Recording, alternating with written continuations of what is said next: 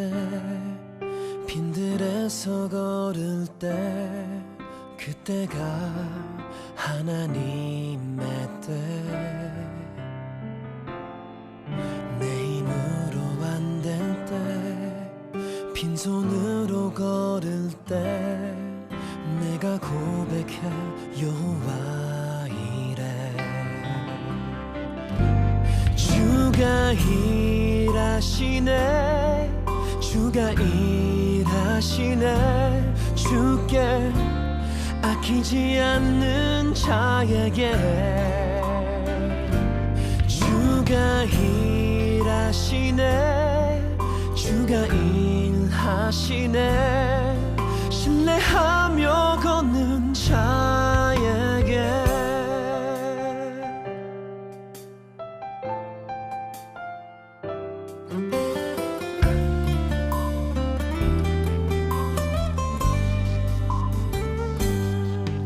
우리 모인 이곳에 주님 함께 계시네 무리네 아버지 은혜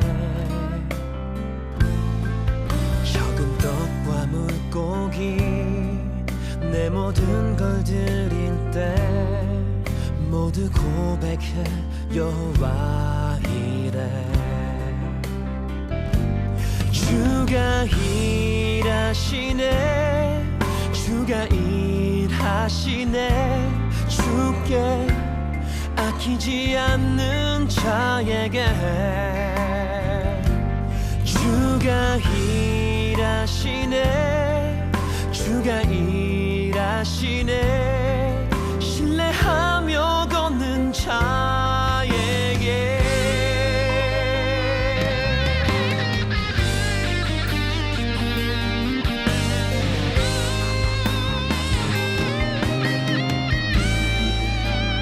주가 일하시네 주가 일하시네 주께 아끼지 않는 자에게 주가 일하시네 주가 일하시네 신뢰하며 걷는 자에게 신뢰하며 걷는 자에게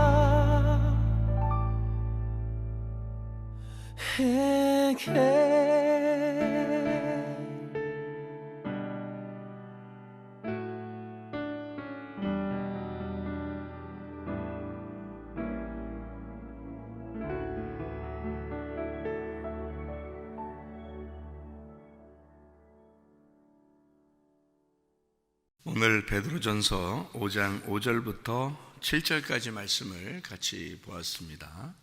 베드로전서 5장 5절부터 7절까지 말씀. 여기에 보면 교만한 사람 그리고 겸손한 사람 이렇게 나와요. 그러니까 교만하지 말고 우리가 겸손해야 된다. 그래야 하나님 앞에서 은혜 받는다. 이제 그렇게 돼 있어요. 그러니까 우리는 겸손해야 되겠죠. 다 겸손만 하면 되겠네. 그러면 은혜 받으니까. 은혜는 은혜를 하나님이 주셔야 주는 거니까 그냥 가만히 겸손만 하면 되겠네. 우리가 할 수 있는 건 겸손만 하면 되겠네. 그러니까 그죠? 네, 겸손하면 하나님 은혜를 주신다고 했으니까 겸손만 하면 되잖아요. 네. 은혜라고 하는 게 카리스라는 말입니다. 호의, 선물, 아름다운 마음, 만족스러운 행위, 자비로움, 기쁨,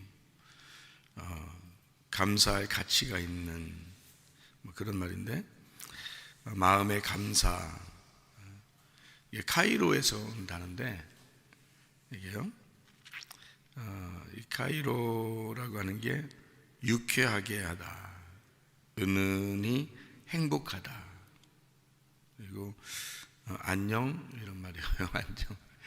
이게 카이로라는 단어예요. 환영합니다 할 때도 환영한다. 그것도 카이로예요. 축하한다 할 때도 카이로고 그렇습니다. 그러니까 축하한다, 안녕 하는 또 환영한다. 그런 게 다 카이로 그 단어에서 온 말인데 이게 카리스라는 단어입니다. 은혜. 그러니까 하나님이 우리를 축하하고 하나님 우리를 환영하고 하나님 우리한테 안녕하게 하고 유쾌하게 하고 기분 좋게 하고 그렇게 만드시는 그 은혜를 받았다 이러는 거예요. 만족하고 감사하는 마음을 갖게 하고 이런 게 하나님 은혜를 주시는 거예요. 그게 그런 마음이 우리 속에서 막 생겨나는 거예요. 은혜. 어떤 사람에게 그런 걸 주냐면 겸손한 사람한테 준다. 겸손한 사람에게. 그러니까 교만한 자를 하나님이 대적하시고 겸손한 사람에게는 그런 은혜를 주신다. 이제 그런 말씀을 하는 거거든요. 그래서 우리가 사실 어떻게 보면 다 교육받는 것도 말이에요. 성경 공부하는 것도 그렇고 학교 공부하는 것도 그렇고 다 사실 어떻게 보면 겸손하게 만들려고 사실 하는 거예요. 이 세상 살아가는 동안에 네 독불장군으로 너 혼자 네 맘대로 살아가지 말고 하나님의 통치 아래에서 겸손하게 하나님의 다스림 받고 살아야 된다. 이제 그런 교육이죠. 그러니까 성경적인 교육도 그렇고 학교에서도 교육도 그렇고 그런 것 때문에 하는 거죠. 겸손하게 만드는 거죠. 그렇게 하면 이제 은혜를 받으니까 그런 거죠. 이 성경적인 가르침으로 봐서는요, 먼저 된 자가 나중되고 나중된 자가 먼저 됩니다.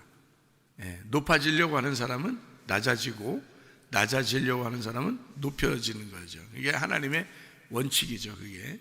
그래서 겸손한 사람은 높이려고 그러고 하나님이, 교만한 사람은 낮추려고 그러는 게 하나님의 계획이고요. 뜻이, 하나님의 뜻이.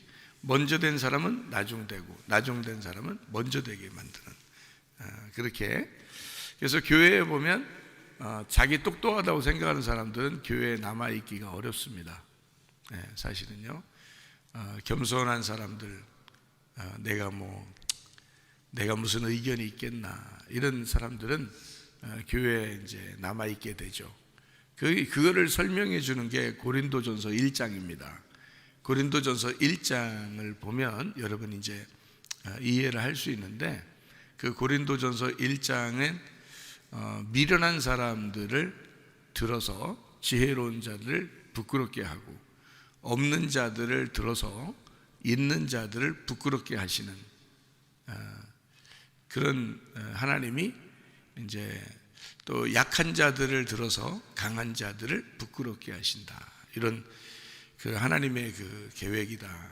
하나님 마음이 그렇다. 그 하나님 마음이 고린도전서 1장에 잘 나타나 있는데, 미련한 사람, 어리석은 사람을 통해서 지혜로운 사람을 부끄럽게 하시고 약한 자를 통해서 강한 자를 부끄럽게 하시고 없는 자를 통해서 있는 자를 부끄럽게 하시는 하나님이시다. 그렇게 얘기하는데요. 고린도전서 1장의 26절을 보면 이렇게 나와 있어요. 뭐라고 되어 있냐면, 형제들아 너희를 부르심을 봐라. 육체를 따라 지혜로운 자가 많지 아니하며 능한 자가 많지 아니하며 문벌 좋은 자가 많지 아니하도다. 이렇게 되어 있습니다. 하나님의 그 부르심을 이렇게 가만히 보면, 교회에 그 있는 사람들 가만히 보면 있잖아요. 똑똑한 사람 많지 않다. 그러니까 또 부자가 많지 않다. 또 강한 자가 이제 많지 않다. 이런 얘기예요. 이게 교회에 이렇게 가만히 남아있는 사람들을 봐라. 다 보면 미련하고 연약하고 없고 그런 사람들이 있지 않느냐, 이런 얘기거든요. 이게 근데 고린도전서 1장에 이렇게 설명해 놓은 거를 가만히 여러분 보면 있잖아요. 실제로 교회의 모습들을, 이게 그런 모습들이 교회의 모습이죠. 그러니까 교회는 자기 잘난 맛에, 자기 똑똑한 맛에 사는 데가 아니에요. 교회는 근본적으로 낮아진 자, 은혜를 받은 사람들이 있는 곳인데, 은혜를 진짜 받는 교회라면 말이에요, 겸손한 사람들이 있어야 될 것입니다. 그렇죠? 그러면 그 겸손한 사람들은 어떤 사람이 겸손하냐? 자기가 없다고 여기는 자, 자기가 약하다고 여기는 자, 자기가 어리석고 미련한 자라고 여기는 자, 이런 사람들이 겸손한 자이기 때문에 그런 겸손한 사람들을 하나님의 은혜를 주셔가지고 교회에 남게 하는 거예요. 결국에는 교회에는 그런 사람들이 남아서 천국 가는 곳이 바로 교회입니다. 그러니까 이걸 통틀어서 뭐라고 한마디로 말할 수 있냐면 거지만 천국 간다, 그런 얘기죠. 그러니까 이 땅에서는요, 이스라엘 백성들도 그렇게 생각했어요. 뭐라고 생각했냐면 부자가 축복받았다고 생각했어요. 거지는 저주받았다고 생각했습니다. 그런데 예수님이 와가지고는 생각을 완전히 바꿔놨죠. 거지가 천국 간다라고 하고 부자는 지옥 간다라고 했습니다. 그러니까 이게 완전히 바뀐 내용이죠. 예수님만 그렇게 바꿔서 얘기한 거예요. 이스라엘 사람들은 모두 다 한결같이 부자가 복을 받았다고 생각했어요. 거지는 저주를 받았다고 생각했습니다. 한결같이. 구약의 성경 율법적인 그 내용이 그런 거잖아요. 그러니까 실제로 축복과 저주를 그렇게 생각했단 말이에요. 근데 예수님이 와가지고는 완전히 뒤집어 버린 거예요. 반대로 얘기한 거죠. 거지가 천국 가고 부자는 지옥 가, 이렇게 반대로 바꾸는 거예요. 근데 예수님은 어디의 사람이냐면 하늘의 사람이에요. 하늘의 사람의 입장에서는 그게 맞는 얘기야. 예수님 입장에서는 그게 맞는 얘기고, 이 세상 사람들의 입장에서는 부자가 천국에 가고 가난한 거지가 지옥 간다는 게 맞는 얘기예요. 그러니까 이게 이쪽 땅에 있는 사람들은 그게 맞는 얘기인데, 하늘에 있는 예수님의 입장에서는 거지가 천국 가는 게 맞는 얘기란 말이에요.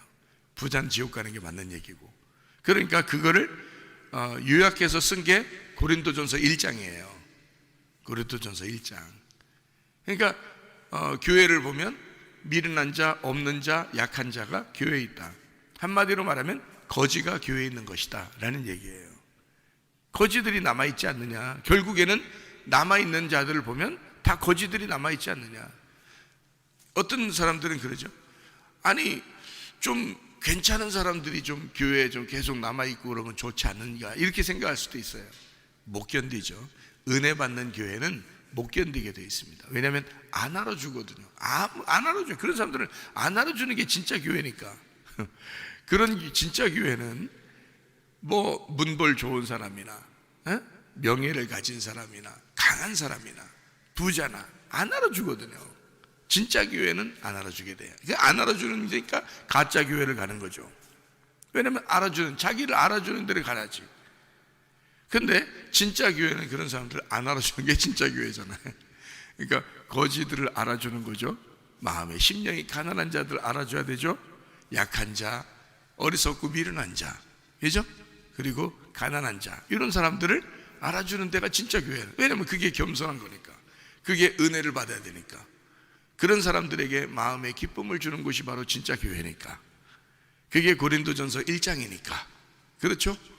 네, 그래서 구약에 있는 이 말씀들을 사람들은 그 성경을 그대로 보니까 부자가 착하고 천국 갈 사람이고 또 축복받은 사람이고 이렇게 생각했고, 가난한 거지들은 저주를 받아서 빌어먹는 것이고 그거는 하나님께서 벌을 내려서 그렇게 가난해진 것이다 라고 생각을 했단 말이에요.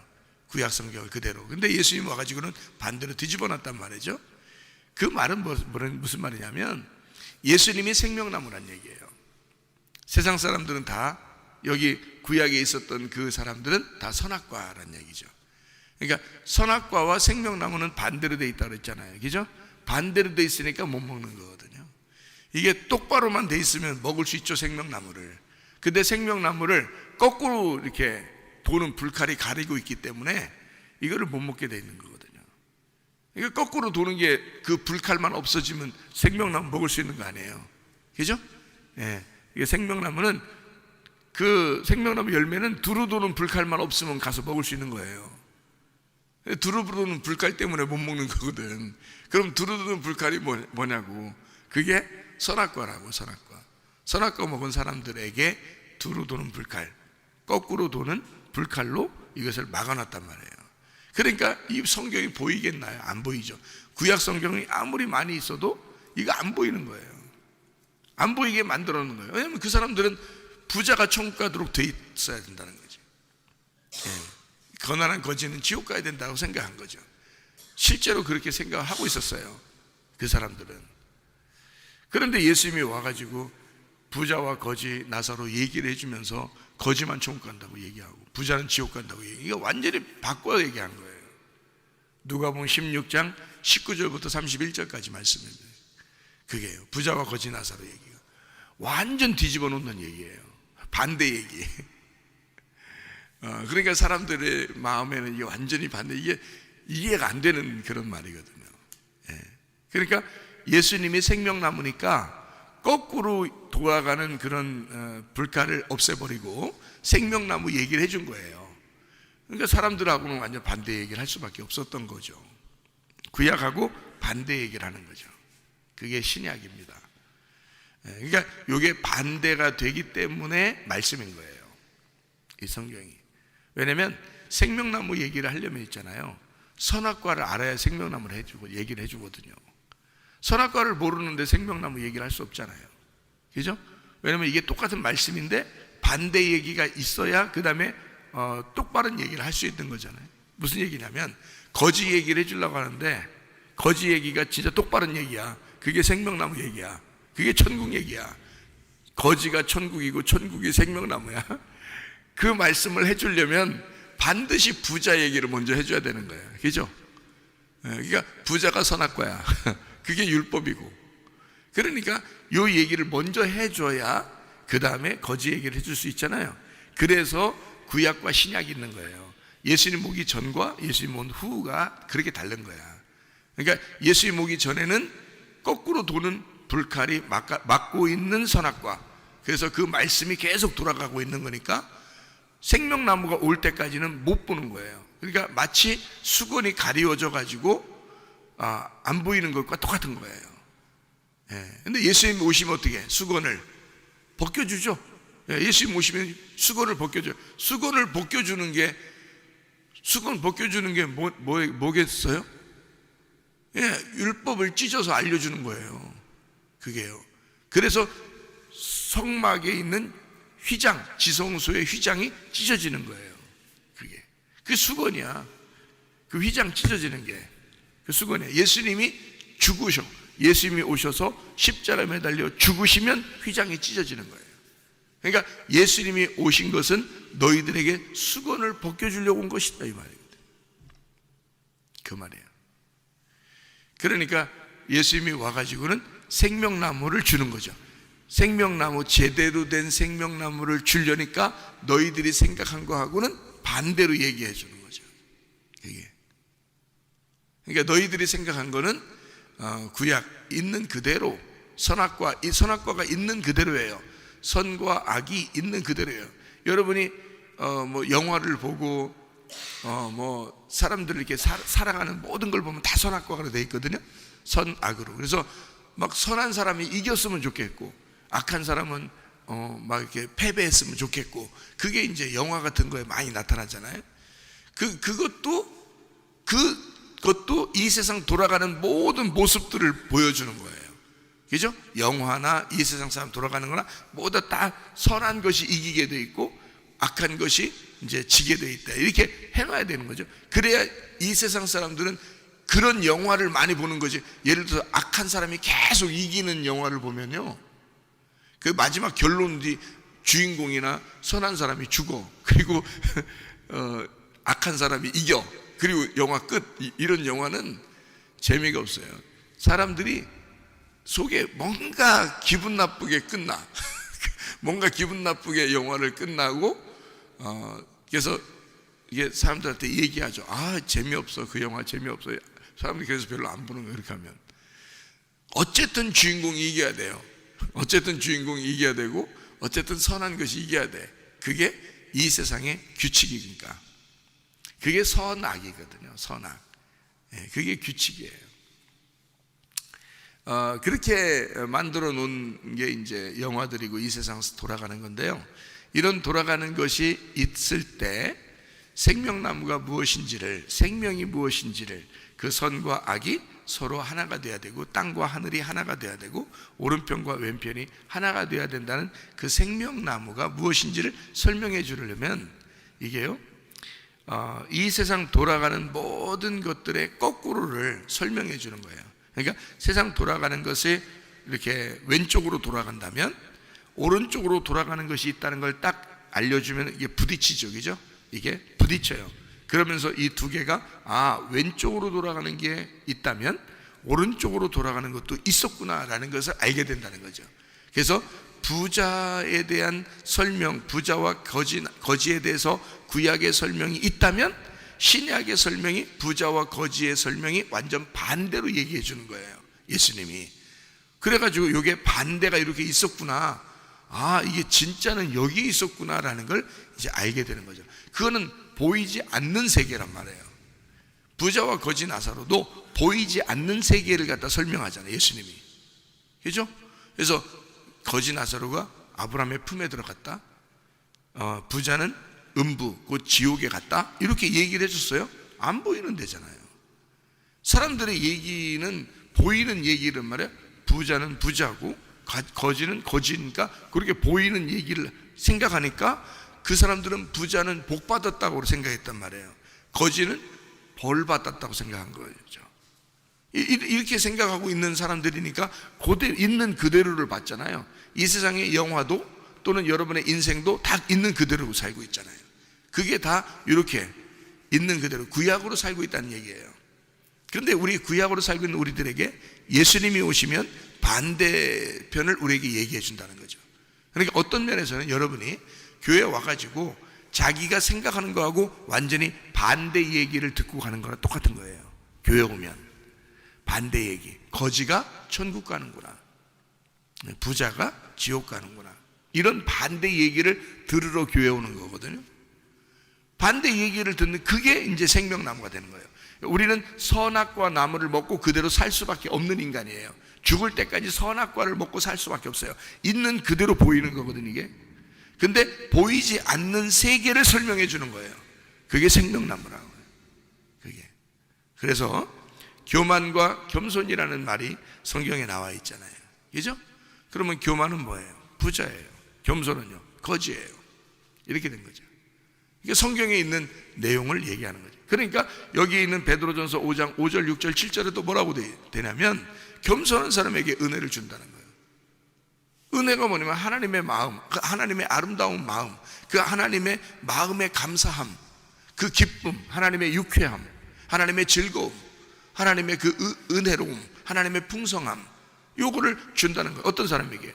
겸손한 자에게, 거지에게. 이렇잖아요. 그럼 이것도 사실은 이쪽 구약의 말씀하고는 반대 얘기죠. 왜냐하면 구약은 부자는 약간의 교만이 있는 거거든요. 그 교만이 있는 자가 또 자기가 있는 자, 자기가 지혜로운 자, 자기가 명예를 가지고 있는 자, 교만한 자, 부자, 이런 사람들은 당연히 다른 사람에게 구제하면서 그냥 사는 거예요.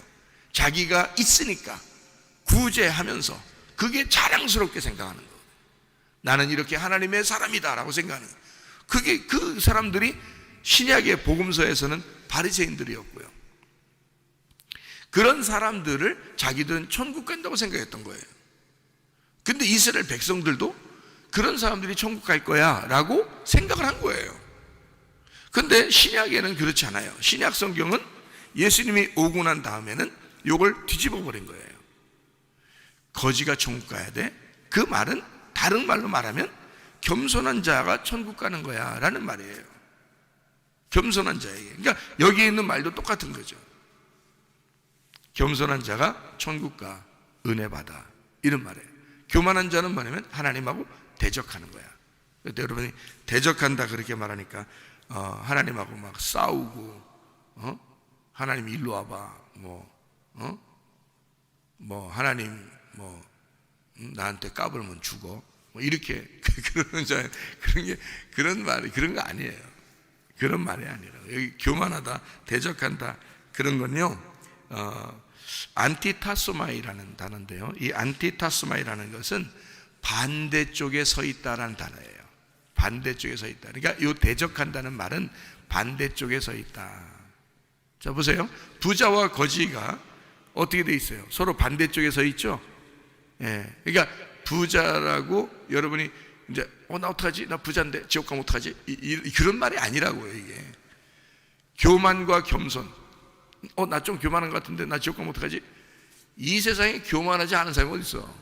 생각해봐요. 다 자기 잘나만 살지. 그리고 자기 좀 알아달라고 그러지. 아니 엄마에게도 칭찬받고 싶어하고 아빠에게도 칭찬받고 싶어하고 목사님에게도 칭찬받고 싶어하잖아요. 다 칭찬받고 싶어하죠. 그게 교만이죠. 그 자체도 교만한 거예요. 아니 우리가 뭘 칭찬을 받으려고 그래? 생각해봐요. 그죠? 겸손한 사람은 자기가 낮아진 사람이에요. 병든 자예요. 자기는 아무것도 없는 자예요. 자기는 미련한 자예요. 자기는 바보예요. 자기는 거지예요. 뭔 칭찬을 받고 싶겠어요? 아무것도 없는데. 그렇지 않겠어요? 그런 사람만 천국까지. 그러니까 사람들이 나 좀 알아달라고, 나 좀 칭찬해달라고, 나 좀 알아달라고 이런 사람들 그런 게 하나도 없나요? 다 있죠. 그럼 다 교만하네, 다 부자네, 다 지옥 가겠네. 그렇게 그런 얘기를 하고 싶은 게 아니라 교만과 겸손이 부자와 거지가 상대편 반대쪽에 있다 이 말이에요. 반대쪽에 서 있다 이 말이에요. 안티타소마이란 말이에요. 그러니까 반대쪽에 이렇게 돼 있다 그런 의미를 설명하려고 한 거예요. 교만과 겸손을, 부자와 거지를, 천국과 지옥을 이렇게 오른쪽과 왼쪽을 설명하는 거예요. 그러니까 성경 자체는 우리 보고 어떤 너 정죄를 받아서 난 너 미워해 이런 말이 아니에요. 하나님 그런 식으로 말하지 않는 거고요.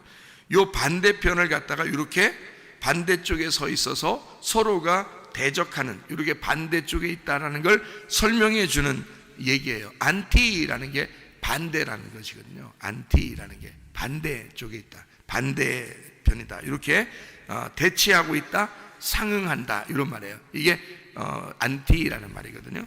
그리고 타소라는 말은 질서, 그리고 배열하다, 정돈하다 그런 말이거든요. 그러니까 반대쪽에 그냥 놓아놓은 거예요. 이렇게 반대쪽으로 놨다 이 말이에요. 안티타소마이. 그래서 반대쪽에 딱 놨어요. 말씀을 설명하려고 이 말이에요. 여러분에게 말씀 설명해 주고 싶어서 하나님이 반대쪽에 놨어요 이 말이에요. 그러니까 성경은 다 사건적으로 얘기하려고 한 게 아니에요. 성경이 사실이다 중요하죠. 성경은 다 사실입니다. 사실이다 중요하죠. 사건이 다 그때그때마다 역사적으로 있었다 사실이죠. 중요합니다. 물론 중요해요. 근데 그거는 우리에게 중요한 건 아니죠. 실제로 중요한 건 아니란 말이에요. 그런 역사가 있다고 해서 나하고는 의미가 없죠. 내게 의미가 있어야 되지. 다시 말하면 이 사건을 통해서 여기에 있는 설명을 통해서 뭔가 우리에게 설명하고 싶은 하나님의 마음을 알아야 된다는 거죠. 그 의미를, 지금 내가 여기 몇천 년 후에 사는 내가 이 성경을 통해서, 몇천 년 전에 이 성경을 통해서 지금 살고 있는 나에게 하나님은 뭐라고 말씀하시는지 그걸 들어야 되는 거죠. 그 말을. 그게 의미라는 거예요. 그게 내용이라는 거예요. 성경의 내용이 중요한 거죠. 사건이 중요한 건 아니죠. 그 역사가 중요한 건 아니란 말이에요. 그건 사실이죠. 역사는 흐른다. 역사는 흘러요. 역사는 사실이에요. 그리고 사건도 사실입니다. 그런데 그 사건, 사실보다 더 중요한 건 그 내용입니다. 여기에서 뭐를 설명해 주고 있느냐라는 그 내용이에요. 그 내용을 지금 나에게 말씀하시는 하나님, 그 하나님은 지금 이 말씀이 살아서, 옛날 죽은 그 역사적인 죽은 말씀이 아니라 그 역사가 살아서, 그 사건이 살아서 지금 내게 말씀하시는 내용이 된다는 거예요. 그게 중요한 거예요. 그게 설교라는 거예요. 그래서 말씀을 너희가 들으면 살아난다는 겁니다. 왜냐하면 살아있는 흐르는 그 생명의 말씀, 생명수가 너희에게 들어와서 너희를 호흡하게 한다는 거지. 그게 말씀인 거예요. 그러니까 어떤 사건을, 여러분 우리가 교회에서 예배드릴 때 설교를 가만히 들어보시면 아는데요, 그 사건을 설명하는 게 아니에요. 저는 잘 설명을 들어보면 알겠죠? 그 사건을 통해서 우리에게 뭐라고 말씀하시는 건지, 여기 속에 하나님은 무슨 마음을 품고 있는지, 이걸 통해서 뭐라고 말하는지, 그걸 설명하려고 하는 거죠. 그렇죠? 잘 들어보면, 그죠? 그러니까 내용이 그런 거란 말이에요. 하나님의 내용, 하나님의 마음, 그런 거죠. 골리앗과 다윗이 있습니다. 뭐라고, 그때 당시에 사건이 있었겠죠. 실제로 그런 사건이 있겠고, 그건 사실이겠죠. 근데 그 사건이 나에게 뭘 말하고 싶은 거예요? 골리앗과 다윗을 통해서. 골리앗은 일부러 거인을 얘기했어요. 그죠? 거인 골리앗 이렇게 얘기했단 말이에요. 다윗은 일부러 거기에다가 뭐라고 써놨어요? 어린 소년 다윗이라고 썼어요. 왜 성경을 그런 사건은 왜 그런 사실을 갖다 써놨느냐? 바로 교만과 겸손을 얘기하고 싶어서 그런 거예요. 교만과 겸손을 얘기하고 싶어서. 결국 누가 이긴다는 거예요? 하늘의 방향은 겸손이 이기는 게 하늘의 방향이에요. 땅의 방향은요, 골리앗이 이기는 게, 교만이 이기는 게 이 땅의 방법이라고요.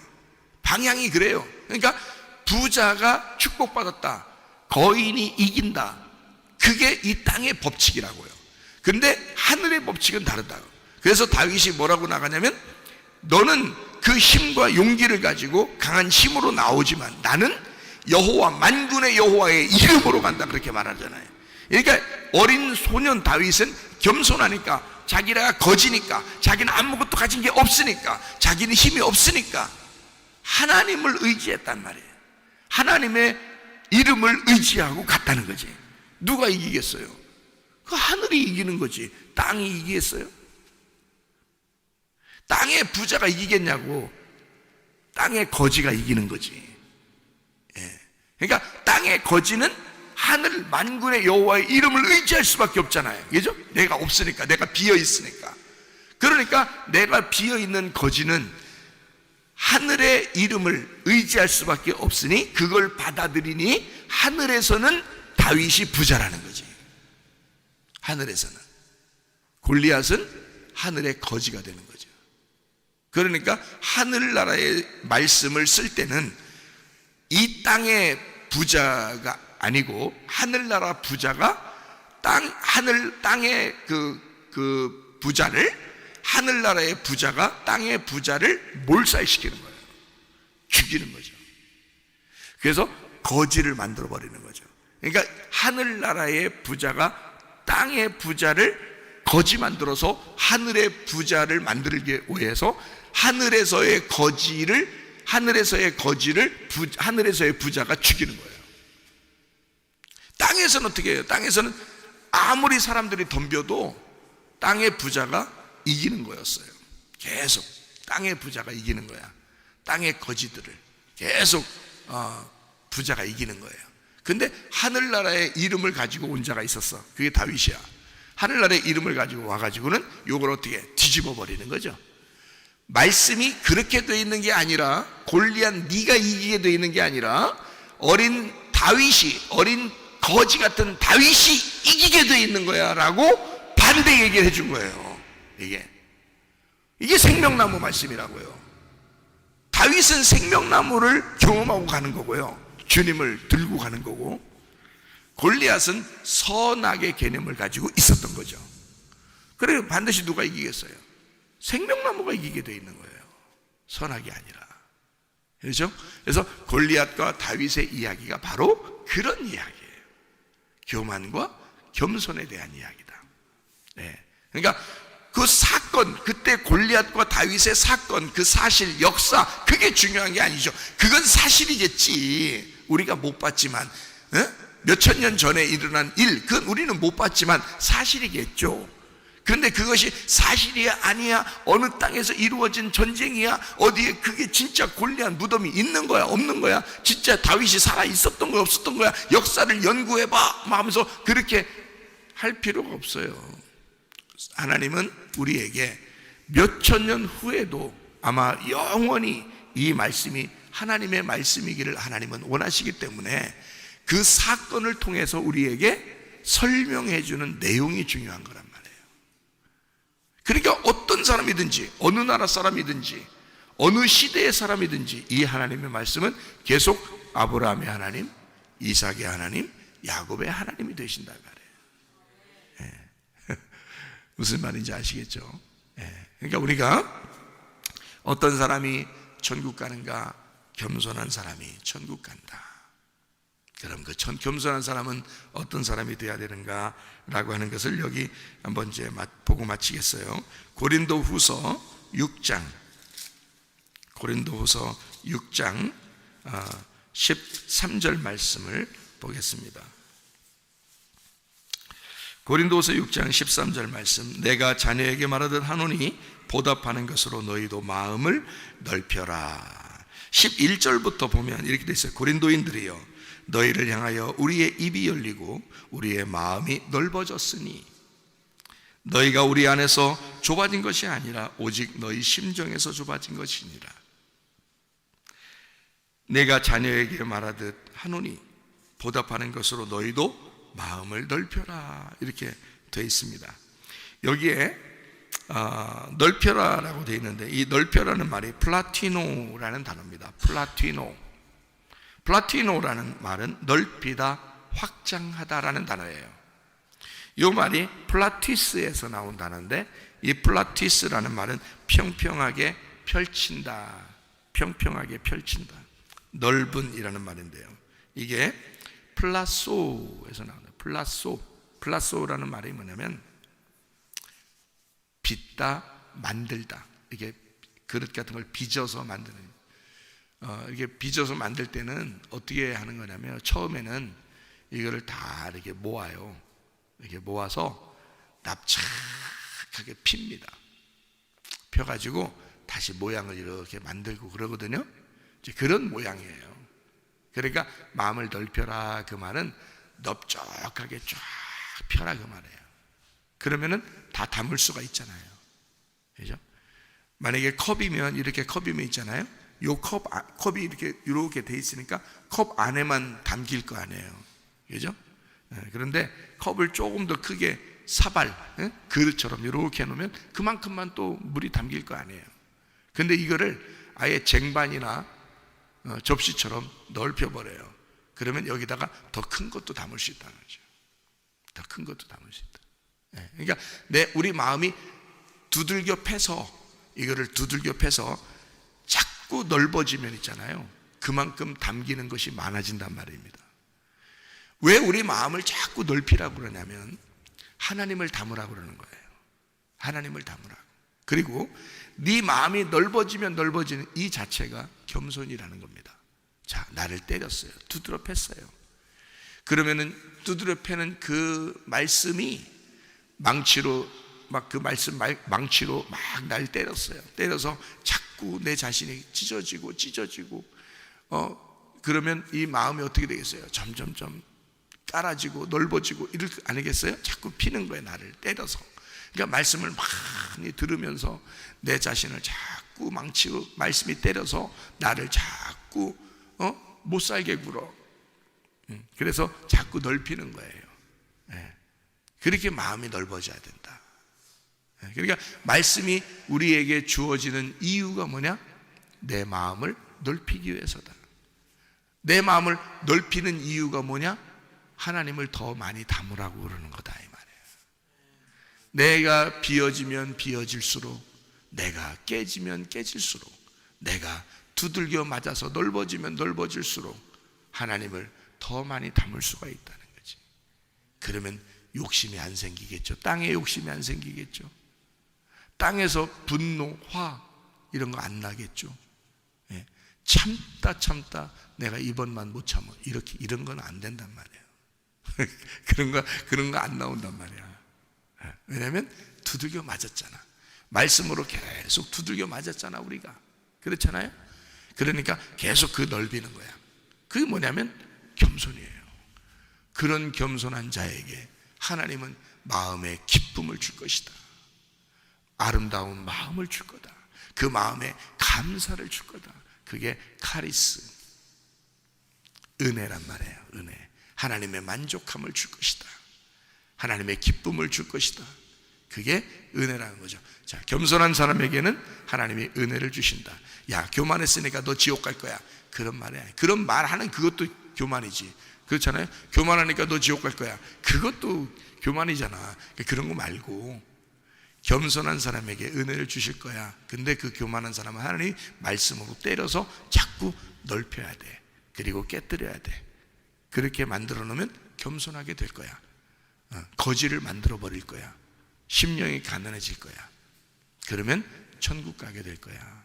우리는 늘 하나님의 말씀으로 겸손해지고 낮아지기를 바랍니다. 그래서 그 주님과 동행하다가 주님 만나시기를 바랍니다. 아멘. 기도하겠습니다.